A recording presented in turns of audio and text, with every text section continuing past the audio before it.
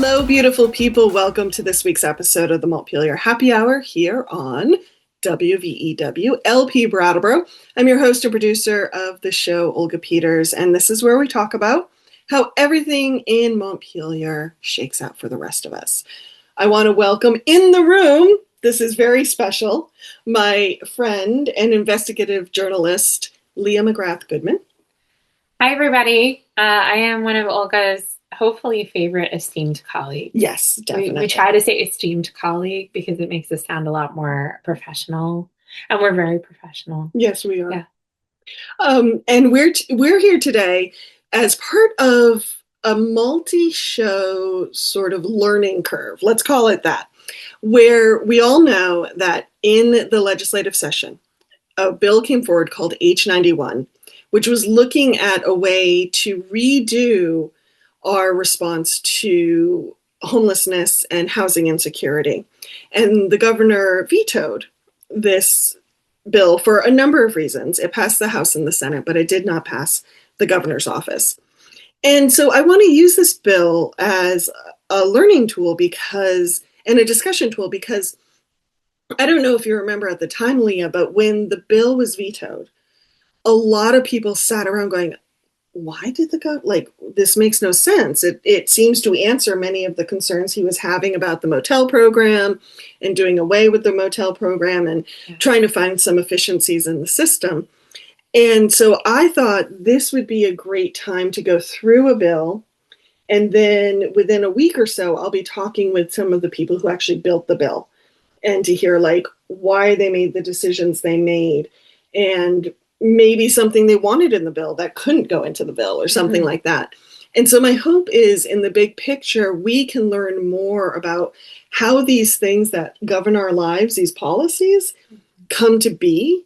And I think this is really an interesting time to be talking about this because while this was vetoed, if I understand it correctly, because we're in the middle of a biennium, this can come back off the wall if the House and or Senate feel strongly about it.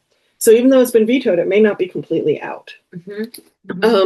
So we're going to read through the bill. And then, like I said, in the next week or so, some folks who actually built the bill will be coming to talk about it. Any thoughts, Leah, before we dive in? I would like us to talk about why the biennium might make a difference. And I also just wanted to throw in a thought, which is I am personally interested in reading this with you because I like the idea of hearing what some of the proposed solutions are, even if this time around it didn't pass. And any specific questions about why the biennium might matter? Oh, what is the significance of the biennium? It sounded like you felt like it might mean that there'll be another bite of the apple. Yes, exactly. Okay, thank you for that. I also wanted to just have a reason to say biennium. I know, it's kind of a fun, weird word. It's a great word. It's like a weird word to say, but it's fun. So under the Vermont Constitution, we know that we have our legislative session essentially goes 2 years. So, and that's the biennium. So if a bill goes down in the first half of the biennium, either it doesn't get considered at all, it gets vetoed, it doesn't make it out of committee for whatever reason, it can be brought back in the second half of the biennium. Oh, cool. Okay. But if it does not come back in the second half of the biennium, then whatever happens the next legislative session, it's like the clock starts all over again and it has to go back to zero. Okay. And then work its way through the process where if it's halfway through the biennium, it can still start in the middle of the process, if that makes sense. Yeah, that's really interesting. I also think J.D. Vance would not like the word biennium because he's so anti-woke. He would overly read into it. Well, the funny thing is I think it's probably actually a really old word. It is. It's an old word. They don't buy anything. This is a good point. Sorry, guys. That Olga should disclaimer to Olga. Should we say now the views and opinions of everyone Leah McGrath Goodman are not those of Montpelier Happy Hour. The host and the guest, and nobody else, not the platform, not their employers. I just want to say Olga and I did a radio show years ago for the Green Mountain Morning, and I was told afterward that we were too flippant and a little too, meaning I was, it was something we were making light of something and it was political, Oh, but it wasn't, dear. it was okay because you were doing the show and that was part of the show. Mhm. But I was representing, let's just say, a local financial institution where I was on senior management and I got a little talking to about don't be so flippant about making fun of anti-woke people. And I was like, oh, I was only kidding. And not really. Sorry, not sorry. Sorry, not sorry. Yes.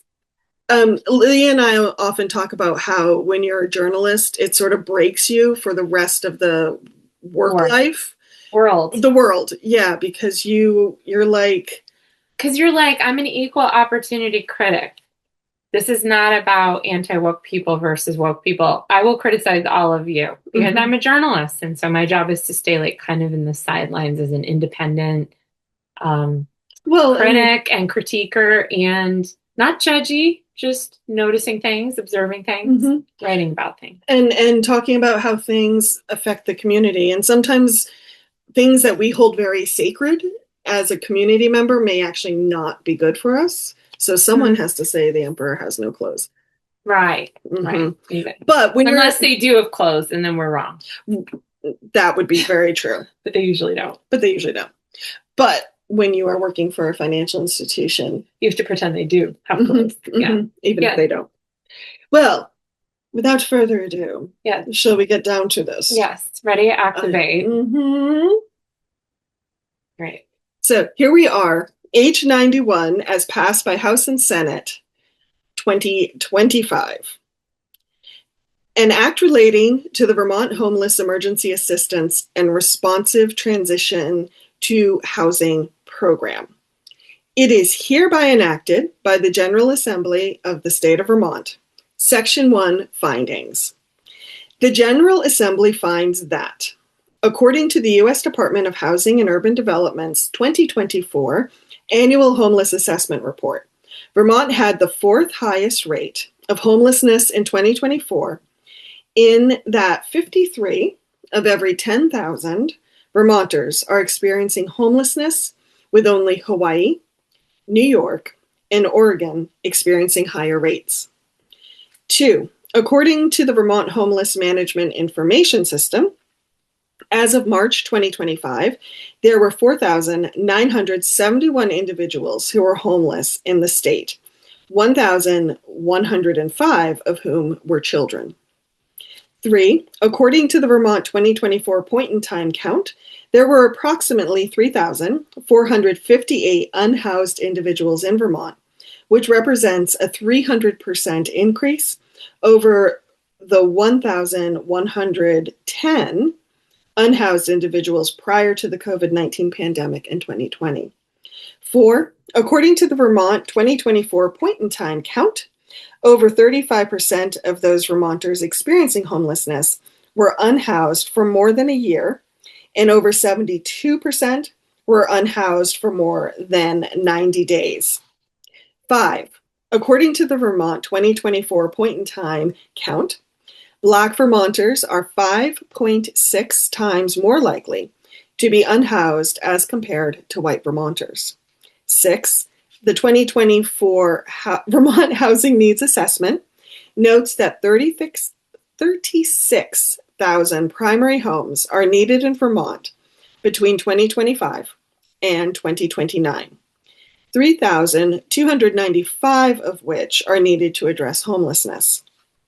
7, the 2024 Vermont Housing Needs Assessment notes that, quote, half of all Vermont renters are cost-burdened, and 1 in 4 pay more than 50% of their income on housing costs, putting them at a risk of eviction, end quote, which, quote again, is heightened by Vermont's rental vacancy rate of 3%, which is well below the 5% rate of a healthy market, end quote.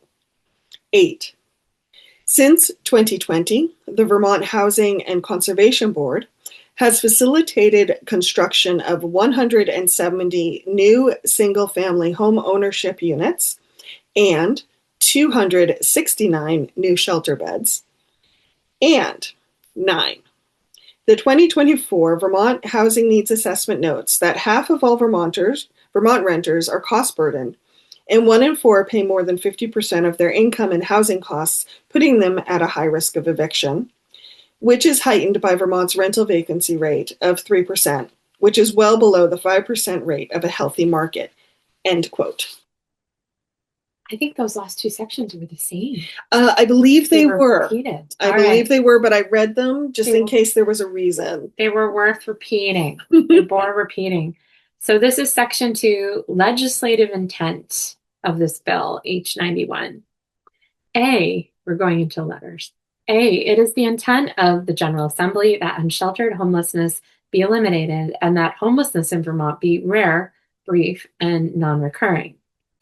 B, it is the intent of the General Assembly that the Vermont Homeless Emergency Assistance and Responsive Transition to Housing Program, mouthful, established in 33 VSA Chapter 22, is a step toward ensuring that 1, homelessness be reduced in Vermont and interim shelter opportunities be available to provide a stable pathway to permanent housing for all Vermonters experiencing homelessness, including safe shelter options for individuals living in unsheltered homelessness.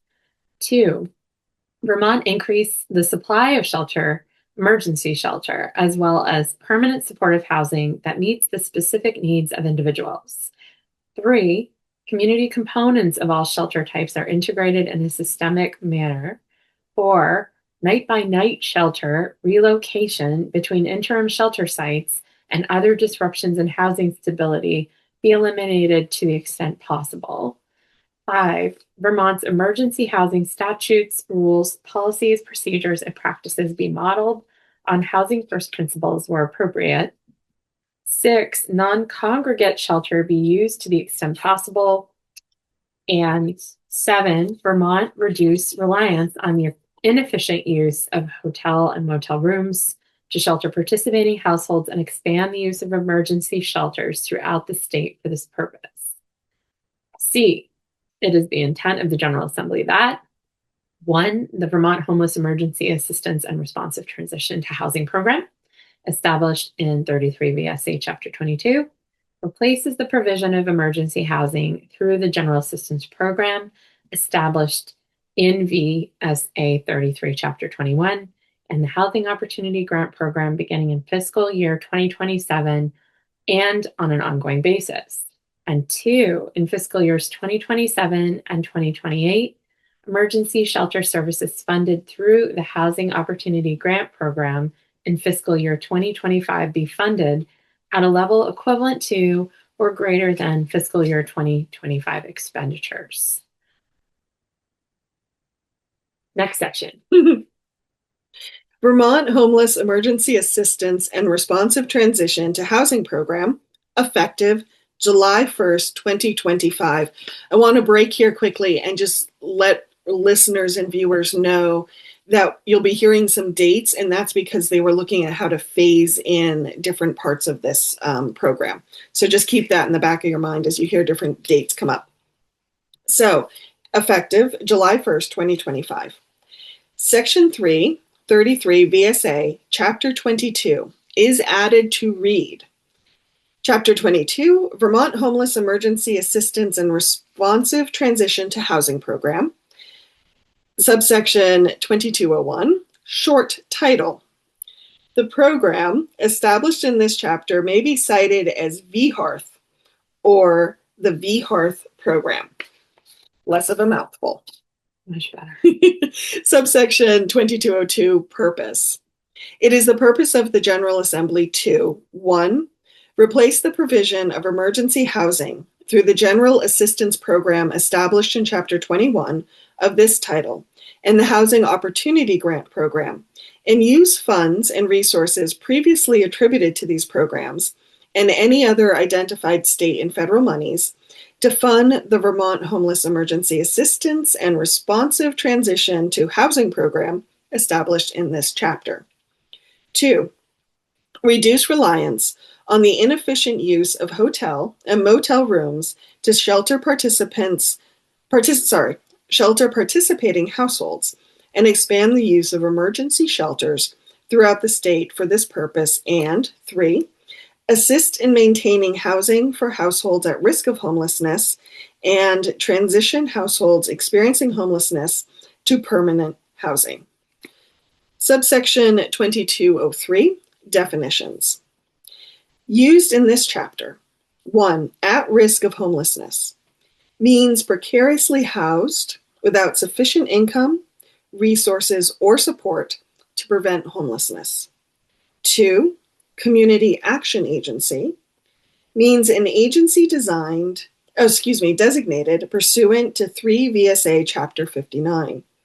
3, community-based shelter, means a shelter that meets the department's standards for the operation of shelters. 4, department means the Department of Children and Families. 5, extreme weather event means extreme hot or cold temperatures or weather events such as hurricanes, flooding, or blizzards that create hazardous conditions for outdoor habitation by humans. 6, homelessness means lacking a fixed, regular, and adequate nighttime residence, facing imminent loss of primary nighttime residence, fleeing or attempting to flee domestic violence, or otherwise defined as homeless under federal law. 7, a household means an individual and any dependents for whom the individual is legally responsible who are domiciled and intend to stay in Vermont, as evidenced by an intent to dwell in Vermont and return to Vermont if temporarily absent, coupled with an act or acts consistent with that intent. Household includes individuals who reside together as one economic unit, including those who are married, parties to a civil union, or unmarried. 8, unsheltered homelessness means sleeping in a location not designed for ordinarily used as a regular sleeping accommodation. Subsection 2204, regional advisory councils. Each community action agency shall convene a regional advisory council composed of individuals and organizations in the community action agency's region. The membership of each regional advisory council shall reflect, to the extent possible, the growing diversity among Vermonters, including individuals who are Black, Indigenous, and persons of color, as well as regards to socioeconomic status, geographic location, gender, sexual identity, and disability status.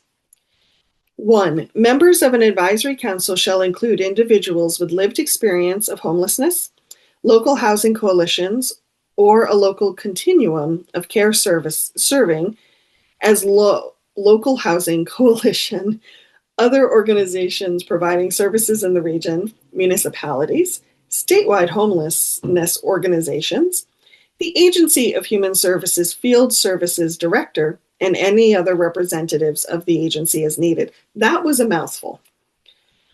2. Take a run.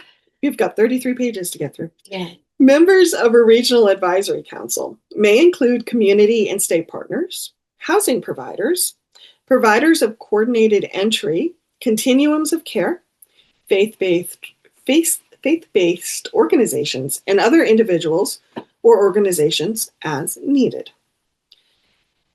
Each regional advisory council shall provide advice and recommendations to the Community Action Agency in its region regarding the design and implementation of the program. Each regional advisory council shall meet on at least a quarterly basis.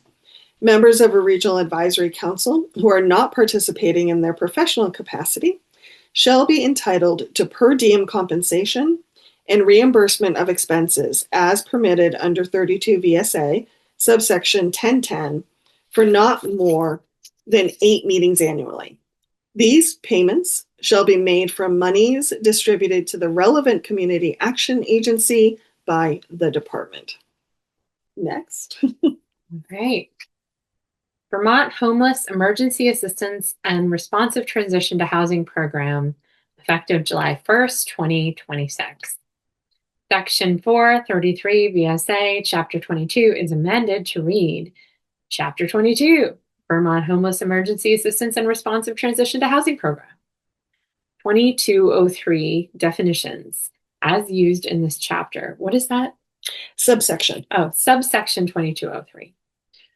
Part 2, community action agency means an agency designated pursuant to 3 VSA Chapter 59 or the entity or entities otherwise authorized by the department pursuant to Section 2205 of this chapter to fulfill the duties of a community action agency under this chapter.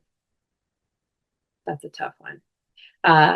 Subsection 2204, establishment, Vermont Homeless Emergency Assistance and Responsive Transition to Housing Program. Why they're not calling it VHearth? I know, I'm going to just want to call it VHearth. I think you can do that.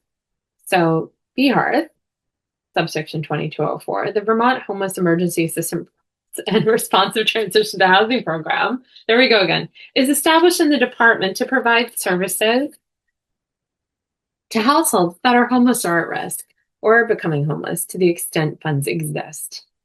1, the department shall select and enter into an agreement with a statewide organization that has population-specific service experience to provide or cause to be provided supportive services and shelter to those households that are experiencing or have experienced domestic or sexual violence.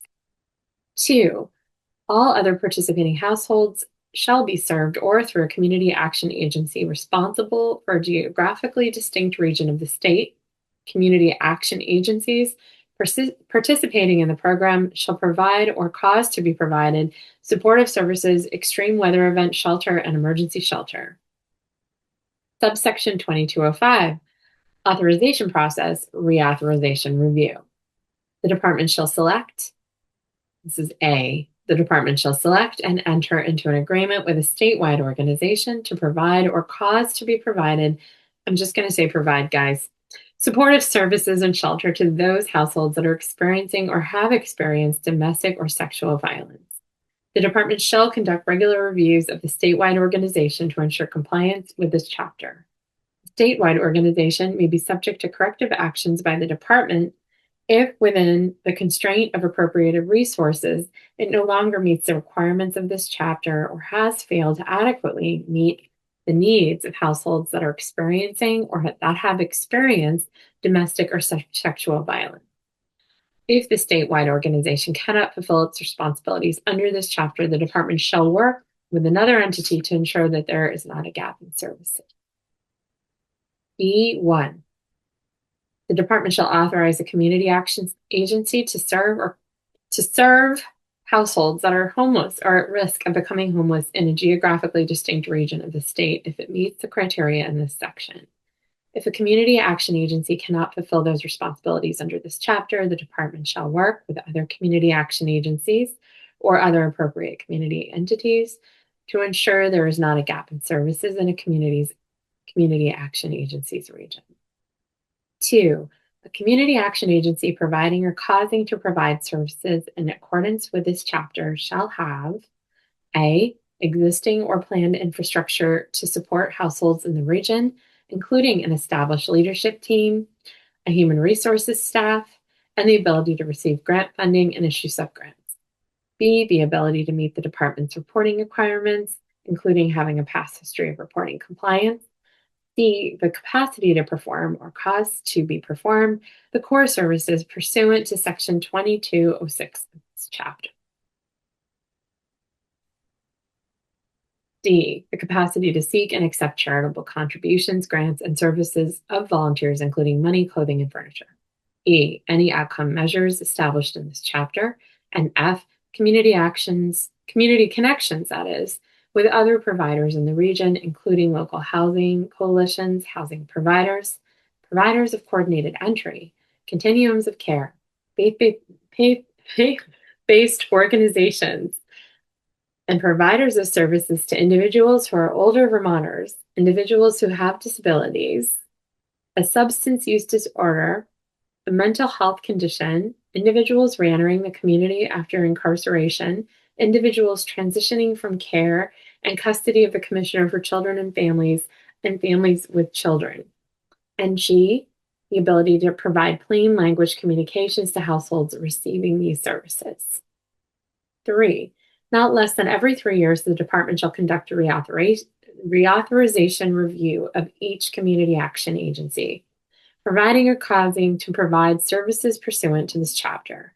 An organization may be subject to corrective actions by the department if, within the constraint of appropriated resources, it no longer meets the requirements in subdivision 2 of this subsection or have failed to adequately meet the needs of households in the region that are homeless or at risk of homelessness. Lack of compliance may result in the department deciding not to reauthorize the community action agency. The department may review progress of any previously required corrective actions and may review community action agency performance between reauthorization reviews. And I'm going to hand this to Olga so she can have a go. Subsection 2206 V Hearth Core Servitive. V Hearth. V Hearth. We're there. We've made services. We made it. A, the department shall enter into an agreement with a statewide organization with population-specific experience serving households that are experiencing or have experienced domestic or sexual violence. The organization shall provide or cause to be provided various shelter and case management services that support households. B, each community action agency shall offer or cause to be offered, in collaboration with community partners, each of the following services within the region.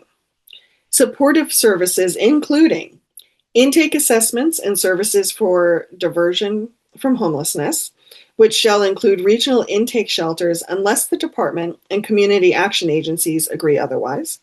Household needs assessments, individualized household plans to address identified needs, housing navigation services, assistance obtaining and retaining housing, including financial assistance,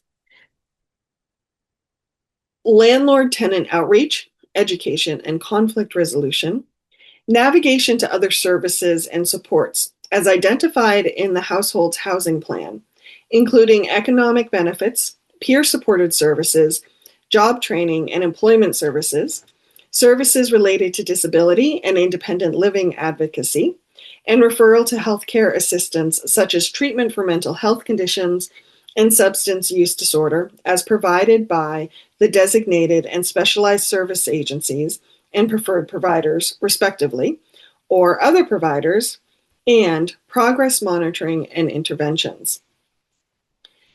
Just a quick side note, one thing I think that's interesting about what I just read is it does kind of look at what are some of the ways people become homeless, like a bad relationship with a landlord, and is trying to kind of like catch those threads. 2, the operation of extreme weather shelters, which may include time-limited congregate accommodations and may be provided through agreements with municipalities or other entities, utilizing available data and considering geographic access to prioritize funding for this purpose. 3, the operation of emergency shelters in a manner that builds upon the federally required community planning process and prioritizes households in need of the services of an emergency shelter, which may include community-based shelters, temporary use of hotels and motels, lease agreements for full or partial use of an existing building, need-specific shelter arrangements, master grant leases, the development of shelter capacity, or other arrangements, or combinations of arrangements that comply with the intent of this chapter. Subsection 2207, use of hotel and motel rooms. This gets to the crux of the matter, I think. A, it is the intent of the General Assembly to decrease reliance on hotel and motel rooms for emergency housing. Annually, as a shelter capacity increases and the number of households experiencing homelessness decreases in each region of the state, the use of hotel and motel rooms for emergency housing in that region shall decrease. Annually, as part of the department's budget presentation, the department shall set goals for increased housing capacity, including permanent supportive housing, permanent affordable housing, and shelter beds, some of which may be population specific. In addition to proposed corresponding decreases in the use of hotel and motel rooms. The department shall provide data pertaining to the percentage of increased shelter capacity from the previous fiscal year in each region, and how that increase impacts the corresponding hotel and motel room usage for emergency housing in each region pursuant to this subsection for the purpose of informing regional planning and expectations.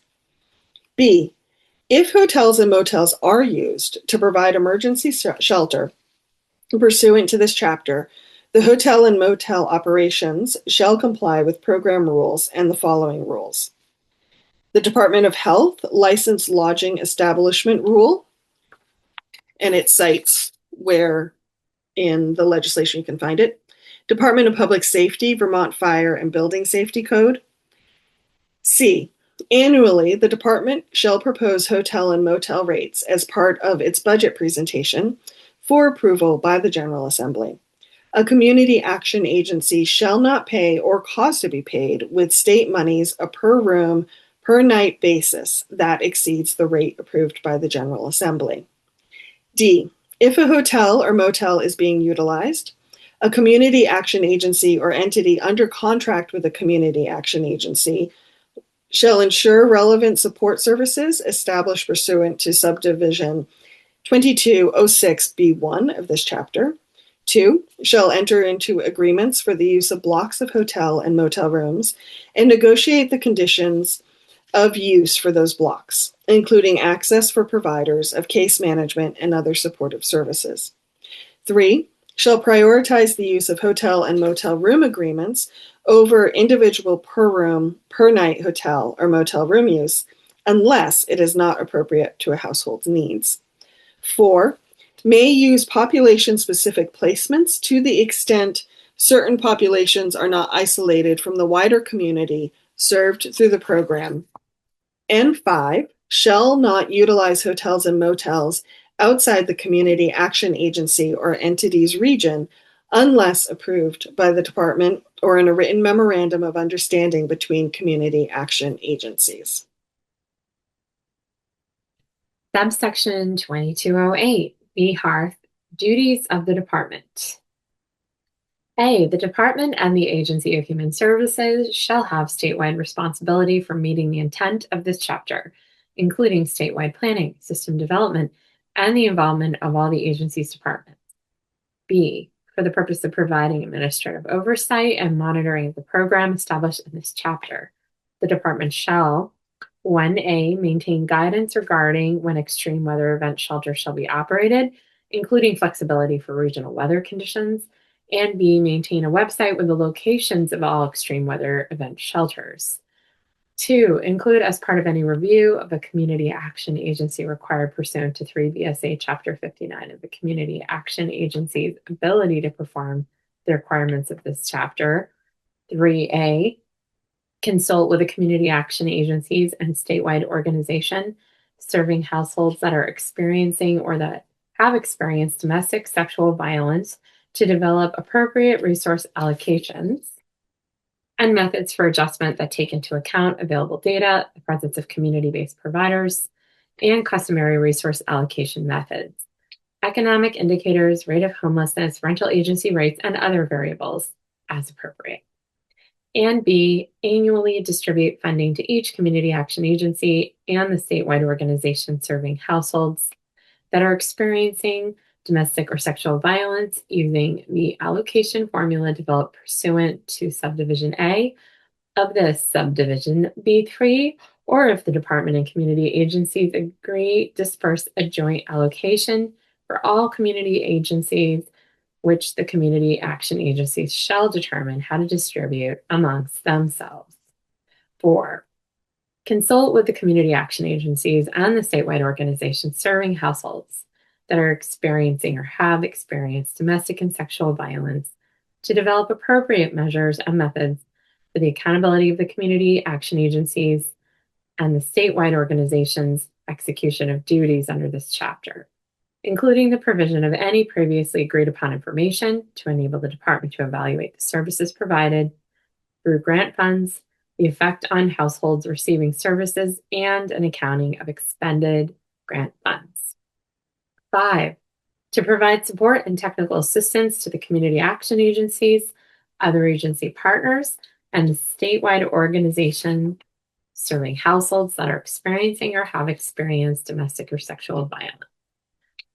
6, identify specific administrative resources that could be transitioned to community operations. 7, develop and maintain standards for the core services listed in Section 2206 of this chapter, including the operation of community-based shelters. And 8, adopt rules pursuant to 3 VSA Chapter 25 in consultation with the community action agencies and the statewide organizations serving households that are experiencing domestic or sexual violence as appropriate for the implementation of this chapter, including rules that address reauthorization standards under subsection 225A and subdivision 225B3 of this chapter, and accommodation for individuals with a disability. Subsection 2209, you want to have a go? Sure. This is the Regional Planning Needs Assessment. As part of the plan, required every 3 years pursuant to 3 VSA subsection 3904, and the federally required planning and needs assessment for the continuums of care, the community action agencies shall develop a regional needs assessment and planning process in collaboration with community and state partners for use in each community action agency's region to inform future plans addressing housing and homelessness in each region of the state. The regional needs assessment and planning process shall include 1. Addressing progress in reducing the number of households experiencing homelessness in a region. 2. Assessing the rate of households placed in permanent housing return to homelessness and the underlying reasons. 3. Identifying resources developed and utilized in the region to address homelessness and efforts to improve the equitable distribution of these resources in the region. 4. Reporting the rate of household participation with coordinated entry processes and case management services. 5. Identifying system gaps and funding needed to address those gaps, including periodic inflationary adjustments. And 6, utilizing data, including Vermont's point-in-time count, coordinated entry assessment results, and community conversations. Every 3 years, each community action agency shall submit plans developed pursuant to this section to the department in a format prescribed by the department and to the regional planning committees in that region. Upon receipt of the plans, the department shall consolidate the results of these reports and submit the consolidated report to the House Committee on Human Services and to the Senate Committee on Health and Welfare. Reporting requirements, subsection 2210. On or before the last day of every 3rd month, the department shall post a report on its website in consultation with the community action agencies and the statewide organization serving households experiencing domestic or sexual violence, addressing 1. The number of households served through the program, by household size, and, if applicable, by eligibility category, region, service provider, and core service category. 2. Cash income and non-cash benefits by source. 3. Changes in capacity for shelter beds, nursing homes, and residential care homes since the previous reporting period. 4. The number of diversions from homelessness made during the previous reporting period. 5. The number of households whose intake assessment indicated a potential need for services from each department within the agency. 6. The number of households that have been successfully transitioned to permanent housing since the previous reporting period, the types of housing settings in which they have been placed, and any supportive services they are receiving in conjunction with their housing. 7. The number of households returning to homelessness after placement in permanent housing, and 8.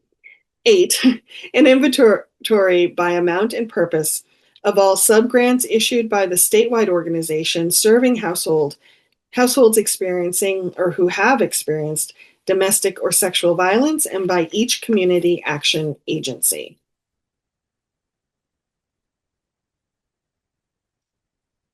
Subsection 2211, Regional Advisory Councils.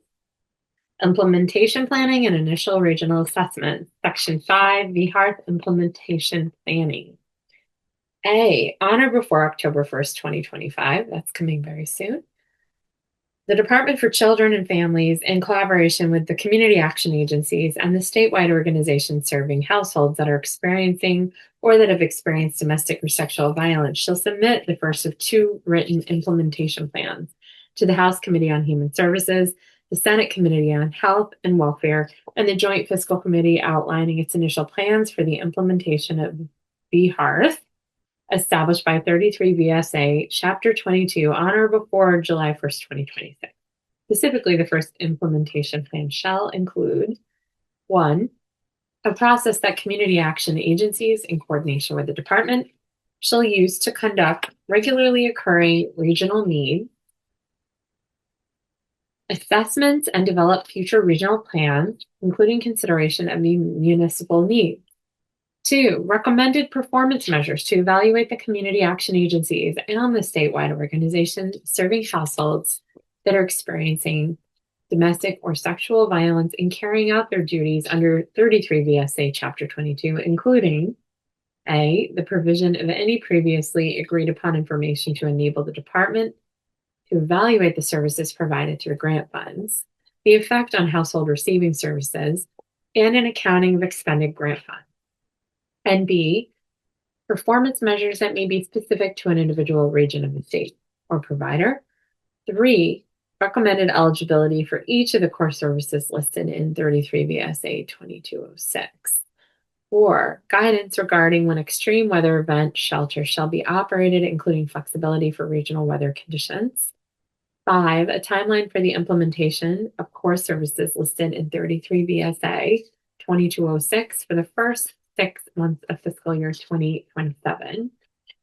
6, recommended intake and assessment processes to determine appropriate shelter and services for households based on program eligibility.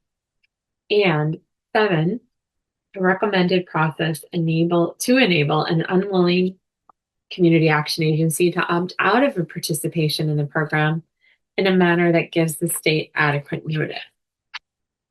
B, on or before January 15th, 2026, the Department for Children and Families, in collaboration with the community action agencies, regional advisory councils, established pursuant to 33 VSA subsection 2204, any other relevant department of the agency, and the statewide organization serving households that are experiencing or that have experienced domestic or sexual violence, shall submit the second of 2 written implementation plans to the House Committee on Human Services and the Senate Committee on Health and Welfare, outlining its initial plans for the implementation of the Vermont Homeless Emergency Assistance and Responsive Transition to Housing Program, VHAR, established by 33 VSA Chapter 22 on or before July 1st, 2026. Specifically, the second implementation plan shall include recommendations and information on the following. 1A, funding allocations among the community action agencies and other providers, including for services specific to households that are experiencing domestic or sexual violence. And B, the distribution of fiscal year 2026 appropriations pursuant to Section 8 of this Act. 2, additional state and federal funding and other resources identified for the program. 3, establishing an appeals process that includes a hearing before the Human Services Board and an option for an expedited appeals process. 4, the role of 2011 within the intake system. What is 2011? Do we know? Let's see. I don't. Oh, 211. 211. Oh, That's 211. the emergency number you can call. 211 is the emergency number, guys. I should have said it that way. Yeah, for state services, not fire and police. I've never used it, so I didn't know what it was. Good to know. 5, whether access to all or some services should include an expectation regarding household participation in case management services or other expectations such as night limits on the use of hotels and motels, and if so, what elements and in what circumstances participation in the case management services or other expectations should be applied. 6, whether the use of emergency shelter should include financial participation, and if so, what that participation should include. 7, appropriate intake and assessment processes for the verification of residency homelessness and homeless household income. 8, how to best ensure that there is equitable access to shelter and supportive services for households experiencing homelessness. 9, the number of housing vouchers that Vermont lost in the past year if the data is available. And 10, any anticipated challenges requiring a legislative solution. You need to review section 6. So section 6, interim and final needs assessment plans. Prior to the enactment of the Vermont Homeless Emergency Assistance and Responsive Transition to Housing Program on July 1st, 2026, the statewide organization serving households experiencing or that have experienced domestic or sexual violence and community action agencies shall conduct initial needs assessments in accordance with the process developed in Section 5A1 of this Act. On or before January 15th, 2026, the community action agencies shall submit one comprehensive progress report, and the statewide organization shall submit a separate report to the House Committees on Appropriations and on Human Services and the Senate Committees on Appropriations and on Health and Welfare, including estimated fiscal year 2027 budget proposals, estimated costs of administering the program, and an analysis of any barriers to generating additional shelter and permanent housing in the region. So this is talking about a lot of oversight of the program. On or before April 1st, 2026, the statewide organization shall submit a report, and the community action agencies shall submit a separate comprehensive report detailing the results of each region's needs assessment and implementation plans, which shall not exceed the budgetary proposals provided in the January 15th, 2026 progress report to the House Committees on Appropriations and on Human Services and the Senate Committees on Appropriations and on Health and Welfare, and to the regional planning committees in the region. The initial needs assessment conducted pursuant to the section shall include 1. Addressing progress in reducing the number of households experiencing homelessness in a region, assessing the rate households placed in permanent housing return to homelessness and the underlying reasons. 3, identifying resources developed and utilized in the region to address homelessness and efforts to improve the equitable distribution of these resources in the region. 4, reporting the rate of household participation with coordinated entry processes and case management services. 5, identifying system gaps and the funding needed to address those gaps, including periodic inflationary adjustments. And 6, utilizing data, including Vermont's point-in-time count, coordinated entry assessment results, and community conversations. I'm going to pause here. We are on page 26 of the bill as it passed, the House and Senate. The next few pages we're going to skip because they are updating language in like the definition of what is a community action agency, the roles of the Economic Opportunity Office, that type of thing. So you can go to pages 26 through 33, or 26 through 28, if you're curious about that part of the bill. So we will pick up again at subsection 3904, Community Action Agency Plan. Each designated community, and this is page 29, if you're following along at home. Each designated community action agency shall determine the need for activities and services within the area served by the agency and shall thereafter prepare a community services plan that describes the method by which an agency will provide those services. The plan shall include a schedule for the anticipated provision of new or additional services and shall specify the resources that are needed by and available to the agency to implement that plan. The community services plan will be completed every 3 years and updated annually. The plan shall include the regional needs assessment required under 33 VSA 2209. I'm going to skip page 30 on Community Action Agencies Administration. Again, it's like how the work gets done. And we are going to pick it up at appropriations. I really wanted to read about administration. I think that was a merciful move, actually. I thought so. yeah. We don't need to know how all the sausage is made. Section A, appropriation, transition, planning. Those are supposed to be two separate thoughts. I made it sound like one. A, in fiscal year 2026, $7 million of one-time funding is appropriated from the general fund as follows.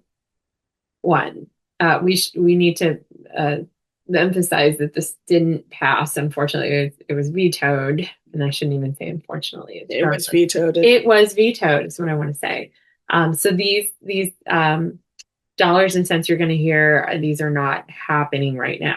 But we're reading about proposed. Yeah, we're reading about what was proposed. So one, $5.85 million to the Department for Children and Families to plan for the implementation of the VHARTH, which shall be distributed to the community action agencies on a mutually agreed upon schedule as needed. That would be the portion of the $7 million. Two, $400,000 to the Department for Children and Families for distribution to the statewide organization serving households experiencing domestic or sexual violence. Three, $515,000 to the Department of Health for distribution to Bridges to Health for services to individuals who are experiencing homelessness or at risk of becoming homeless.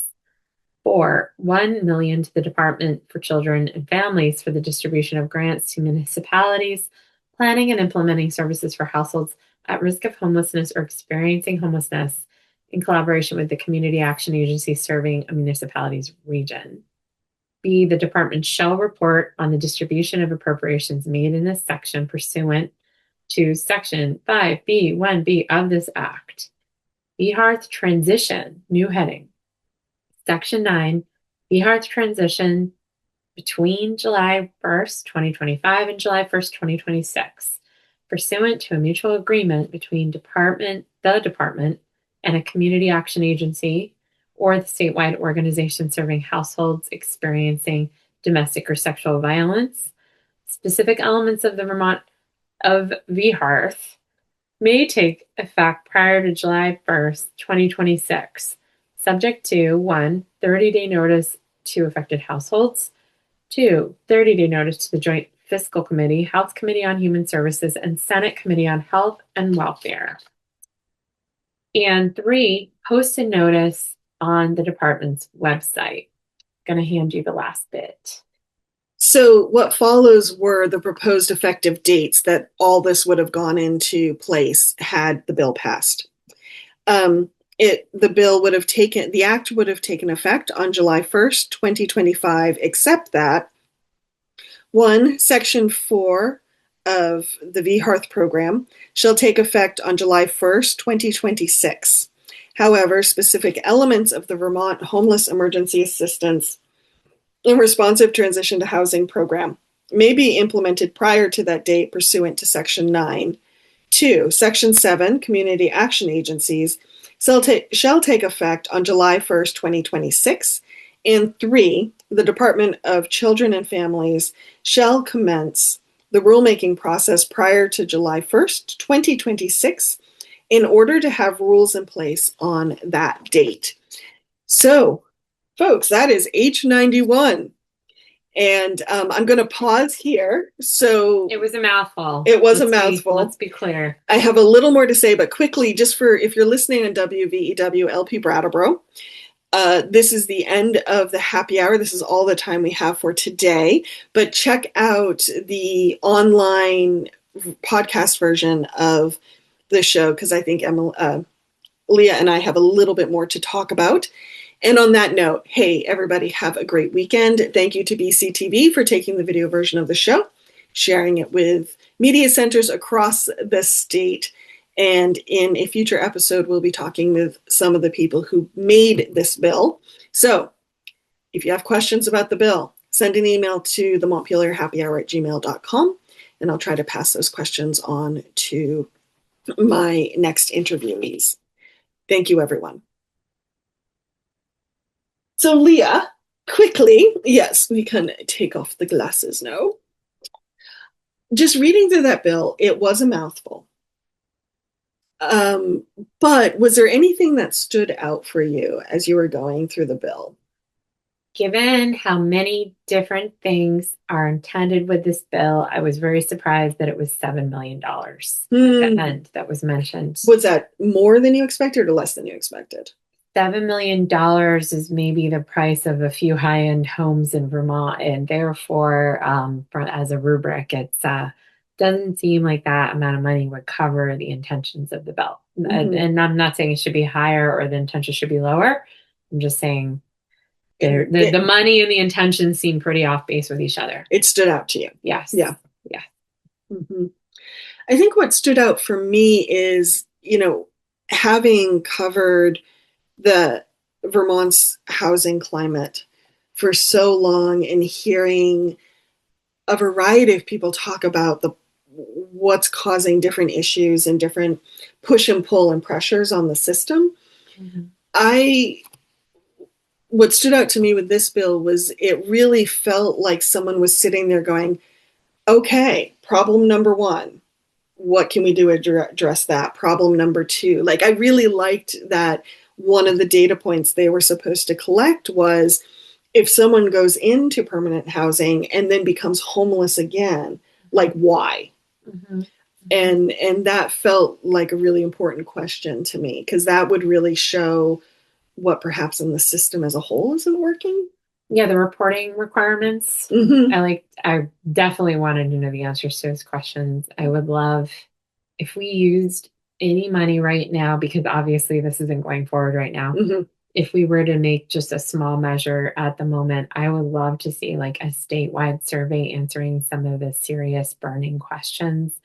And that may exist. So if it does, please email Olga, because I am also a journalist and I would love to see that. But yeah, something that really explains the degrees to which people are slipping or overcoming too, mm-hmm. because I don't hear many stories about people who were down and then were able to get a little help and then got back on track. And I think that there are some, but yes, it would mean everything to me to know really what the rates are of the different categories. Mm-hmm. Yeah, my curiosity question based on what you just said would be, yes, I'm sure there are people who have experienced homelessness and have found permanent housing and kept permanent housing.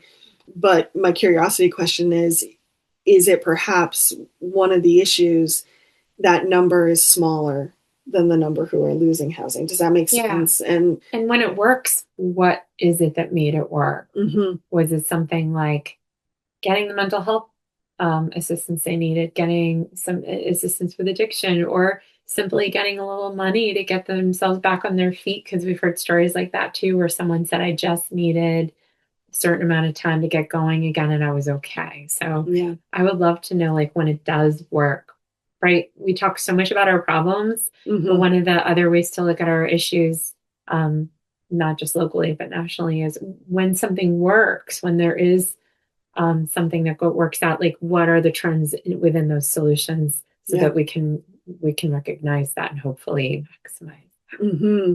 Yeah, I think that's one thing that makes supporting people who are experiencing homelessness really tricky, is because for a whole group of people, the outcome might be the same in that they don't have housing.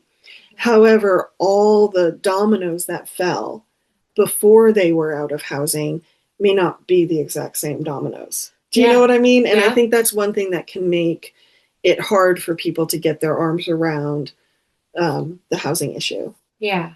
but understanding what is working, Mm-hmm. right? I Mm-hmm. mean, maybe nothing is, but I suspect some things are working, that some methods are working better than others in addressing. And I'm not sure.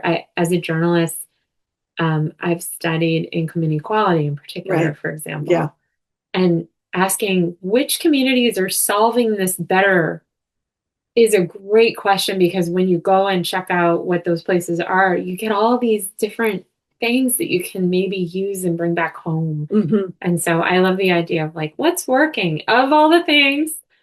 What are the better ones? Yeah. Because it makes you feel a little more positive too. Well, I think that's a really good point in that we've seen some legislation I have read will actually say we want whoever we're doling out the work to, we want you to look at other communities and do like a compare and contrast and what's Mm-hmm. working.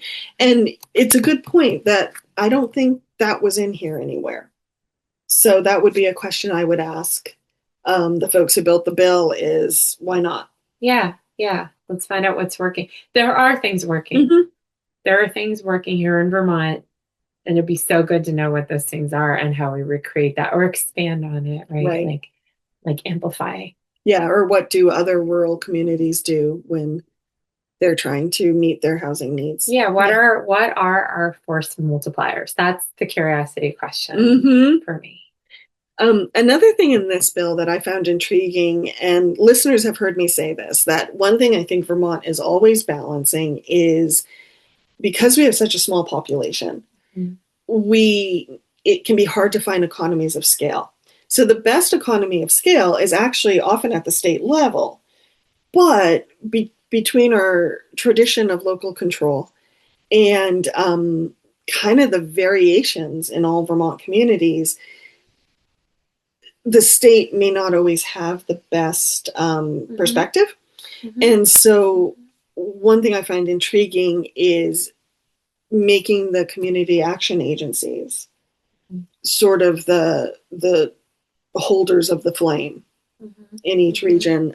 I found that very interesting. Mm-hmm. And it sounds to me like they would then coordinate, then they will coordinate with, like in Brattleboro, Roundworks, Sevka, Mm-hmm. um, different food pantries, that type of thing. Yeah. Any other curiosity questions at this time, honey? I think those are my main ones. I feel like those are good. I'm curious with those, and it's made me really think about it. I do think, if I'm going to offer one more thing, that's Mm-hmm. my, if I was going to be a little bit of a critic, sorry, Nope. going to be a little bit of a critic. You got to be both. You got to be the cheerleader and the critic. We hold both positions. Yeah. So if I'm going to be a little bit of a critic, it seems like it's very chock-a-block with lots of what I would call bureaucratic layers. Oh, yes. And Yes. a lot of room for either professionals to be involved or advisory boards, and then knock on of many other different layers. And I think maybe it could be seen as a little top heavy in terms of a lot of cooks in this kitchen. Mm. And if these people are being compensated or it's their job, or, it really does sort of take us to a place where that local control that you're describing. Ideally, it would be great if it could be sort of like a private um, public partnership where, people in the community are contributing their time, efforts, whatever, whether it's working at a local soup kitchen Mm-hmm. or donating clothes or just finding out who are our local community members who are struggling. Like, let's try to help them because we want to help them. They're members of this community, Mm-hmm. particularly those who are at risk of homelessness.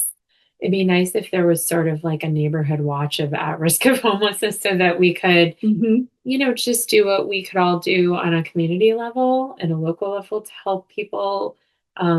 I love the idea of being like, hey, I'll cover my neighbor's heating bills up to a certain amount of money every winter, or I'll help contribute, like it would be nice if there could be sort of a little bit more of a arrangement of, you know, individuals helping other individuals because we want to, Mm-hmm. and not it being all about this like heavy bureaucratic layered thing, this top-down thing, because I really think bottoms up is one of the things Vermont's very good at. Mm-hmm. And it'd be nice if we kind of allowed for some of that magic too. But we do need some organization surrounding how do we find out about people who need it? Right. Like, is there a list? And someone to gather the data, which I think will be very important in this process. Yeah, like we had a neighborhood list during COVID of in my neighborhood in Brattleboro, we had a list that went around of it literally had two columns. It said needs, like who has needs and where do they live,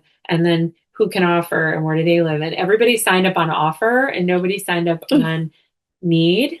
Which and is also a very Vermont thing. Yeah, and this was, I lived in what I would call a very, it was not a highly affluent section of town. It was what I would call like very straight down the middle class. Mm-hmm.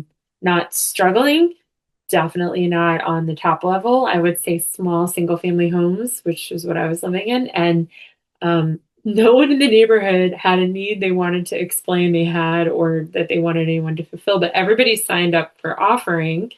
And I remember thinking, that's amazing. I mean, like, and if that's the case in that neighborhood, then I would imagine that's the case in many neighborhoods where there could even be like sort of it's our neighborhood. Let's keep track of who has some needs in our individual neighborhoods to limit those who slip through the cracks. Yeah. You know, I think that's really beautiful. The curiosity question that then comes up for me is, you know, one thing about trauma and crisis and losing your housing is you can, like, you were definitely in a community and that list was being shared with the community. But what happens to people who lose their community? And then is it something like a state agency needs to step in? Does that make sense? I'm curious about that. I hadn't thought of that before. Yeah, if you're at risk, you may have a community, but you're at risk. So there's a community ideally. Or, you know, some people are really rural and they're more isolated. So there could be a way, not necessarily to where you had to do an official gathering of data, but where maybe there's like certain streets grouped together, like, hey, can we try to create something here? But you're right. Like if you've already slipped through the cracks, but you're somebody who's in Vermont, then that would probably require something like these community action agencies, right? Somebody who could come in, but we could limit the number of people going to them if we could like catch people before they fall, right? You know, I think that is such a great point. And one of my concerns about so many of our systems, state and federal, is that they really want you to be completely in the gutter before, rather than catch someone before they before they lose their housing. They're like, oh yeah, you can lose your housing first and then we'll help you. Which I think is a weakness in our social safety net, actually. And it's counterintuitive, but then it's not when you start looking at like what it costs to bring someone back. Who has slipped through the cracks. Yes. Anything else before we go? I think that's it. That was very educational for me. Yeah, I really encourage people to check out different pieces of legislation. And it is very wordy, but when you look through it and how it's arranged, you can kind of see like, okay, I see how this piece is connected here. And they're saying this every single time to make sure it's clear, like who they're looking for, who they're looking to serve. So on that note, folks, hey, thanks for sticking around for the longer part of our conversation and the Montpelier Happy Hour. We'll be back next week. Take care, everyone. Take care.